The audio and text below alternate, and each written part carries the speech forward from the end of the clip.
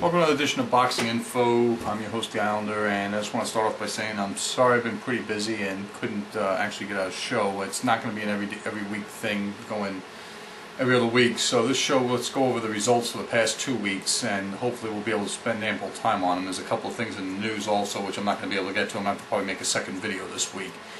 Alright, going way back when to Friday Night Fights, Eddie Chambers won a snoozer of a decision over Sam Peter. Majority decision. Both of them were overweight and out of shape, and Sam Peter more so than Chambers.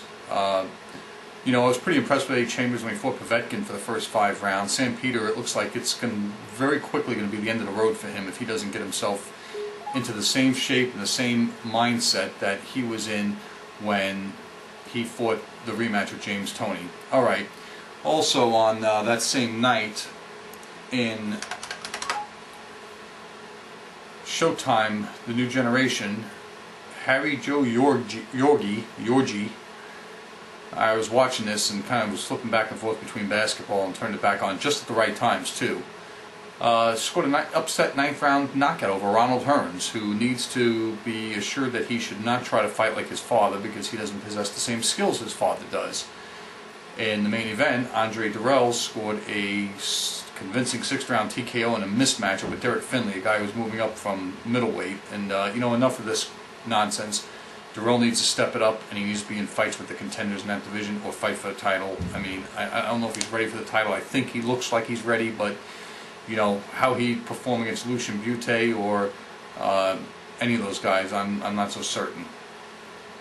Alright, also on a top-ranked pay-per-view the previous weekend, Antonio Diaz making a comeback. Remember, he's used to be a staple on ESPN. He fought Shane Mosley and Antonio Margarito for welterweight titles and lost. Scored a 10-round contentious decision over Javier Castro. Also on the card, the fight that stole the show, Fernando Montiel moved up and scored a 3rd round knockout over Diego Silva for the, I think this was the vacant interim WBO title in this division. I guess what they're expecting here is that Jerry Penalosa is going to move up and stay at junior featherweight, which I don't know. He's got the WBO title, so Montiel has the interim title in case that Penalosa doesn't come back. And I guess if Penalosa does come back, he's going to fight Montiel. I mean, anyway, that's the whole story behind that. Montiel looked impressive, scoring a couple knockdowns against Silva before putting him away for good in the 3rd round. Humberto Soto defended his WBC 130-pound title for the first time against Antonio Davis. And if you remember, a couple of, not last December, but the December before, Antonio Davis went the whole distance in the Dominican Republic against Joan Guzman.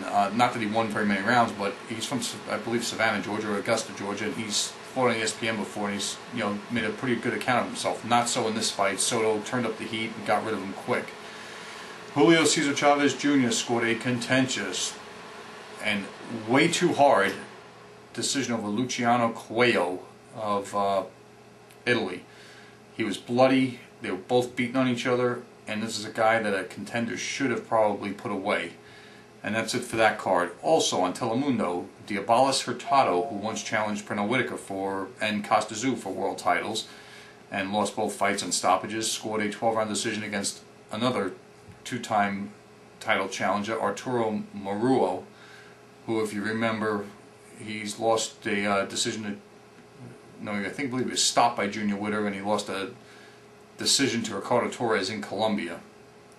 Last Friday night on Friday Night Fights, Randall Bailey lit up the joint, so to speak, with a 4th round knockout over Frankie Figueroa. Scored a quick knockdown in the 1st round with the right hand, got himself knocked down in the 2nd round, and then the classic 1-2. Jab the blind, right hand, and down one Figueroa flat on his back for the count. Bailey is now guaranteed a shot at either Juan Urango if he doesn't fight Andre Berto, or if he does and he returns to the division, or against another contender for Urango's belt. Okay, Edgar Sosa defended his WBC 108-pound title for the 8th time with a convincing 4th round stoppage over Porsawan Porpamuk of Thailand. Don't say that too fast, you'll bite your tongue off. But in any event, another convincing This is 8 title defenses in 24 months for this guy. He's fighting once every 3 months, a title fight once every 3 months on average. Also in Germany, Alexander Povetkin scored a 10-round clear-cut decision over Jason Estrada, almost stopped him in the 10th round. Povetkin is the mandatory challenger for one of, I believe, the IBF heavyweight belt that Vladimir Klitschko has, and it's been pushed back until November or December. Alright, on Montreal on Friday night, Jean Pascal, coming back from his close loss to Carl Froch, in which I thought he looked pretty impressive, scored a 5th-round knockout over Pablo Nieves, in which he hurt Nieves pretty good in the 5th round, pushed him back to the ropes, caught him in an uppercut, and sent him down for the count. Good win for Pascal. Hopefully better things to come, because he's definitely reasserted himself from the couple times I've seen him on ESPN where he looked like a stinker for a while. He's definitely asserting himself, and you got to respect anybody that's actually getting in the ring to begin with, but actually changing what they're doing to try to be a little bit more effective and crowd pleasing at the same time. Ola Verrett, you've sent me an email about it, and I definitely went and found the fight on the internet, as well as read up about it, and it was a very interesting fight by Pascal. On the 4th, which was in Montreal as well, we had 2 fights shown on Showtime. Adrian Diaconou, the WBC, I guess, lightweight belt holder, was not shown. He fought an 8-round cruiserweight fight against David Witten, in which he scored a 8-round clear-cut decision. A lot of people were booing and not liking the fact that he didn't get Witten out of there, but, you know, a win's a win. It's just a stay busy fight for him. Hopefully he'll fight Pascal or somebody else sometime in the near future.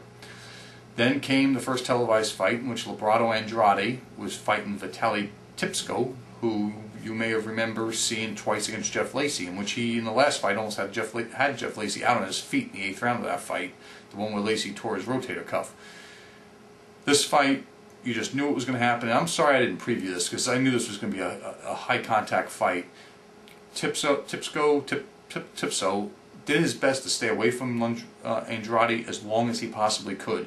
He was sent crashing to the canvas in the 2nd round, and again in the 7th round, and there were like several times in this fight when it looked like it was just a punch or two away from being over.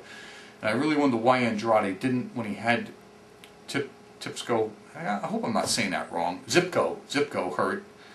I keep forgetting the Russians don't pronounce the T in the front of the name. Zipko, when he had Zipko hurt, why he didn't really dig in hard to the body to really make the next time he hurt him the last time. But Andrade, in my opinion, maybe lost 1 round or 2 rounds at the most in the fight. Pitched a virtual shutout and looked great. He's going to get a rematch with Lucian Butte, or a shot at a vacant title. Then came the unification bout at 140 pounds, in which Timothy Bradley put his WBC strap on the line against Kendall Holt, who has the WBO strap. Let's be clear about something. I like both of these guys. But as many of you have pointed out, and as I have pointed out before too, Kendall Holt only has that belt because of a very timely headbutt. I'm not saying he can't beat Ricardo Torres. He was beating him in Colombia before all kinds of chaos ensued, but he was on the verge of being knocked out and iced in the 1st round when that happened. Bradley and Showtime, thank goodness, was showing the lead-up fights the night before, and I was watching Bradley again against Junior Witter, and I can't believe how poised he was. Well, this fight, Timothy Bradley showed a little bit less poise and went after Kendall Holt and paid the price in the 1st round, where he had jarred Kendall Holt with a short right hand, and when came to throw a left hook, he dropped his hands, and Holt got there first and knocked Bradley on his back, and it looked like the fight was over for a second.